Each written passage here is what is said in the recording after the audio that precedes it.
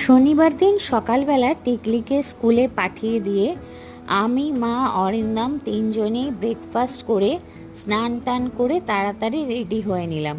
কারণ মার ছিল ডক্টরের কাছে অ্যাপয়েন্টমেন্ট। মেডিসিনের ডক্টরকে মাকে 3 মাস পর পর দেখাতে হয়, কারণ মার হাই প্রেশারের প্রবলেম আছে, থাইরয়েড আছে, তাই জন্যে মাকে দেখাতে হয়।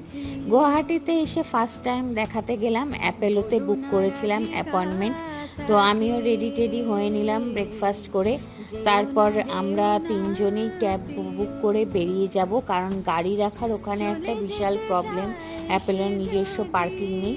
তো ঠাকুর প্রণাম করে নিলাম বেরোনোর আগে। এটা আমি যেখানেই বেরোই সেখানেই বেরোনোর আগে আমার ঠাকুর প্রণাম করে বেরোনোটা একটা অভ্যাসের মধ্যে পড়ে। তো তারপর সেদিন ছিল প্রচণ্ড গরম, তো গরমেই আমরা কি করব আর ক্যাবে করে চলে গেলাম অ্যাপেলোতে।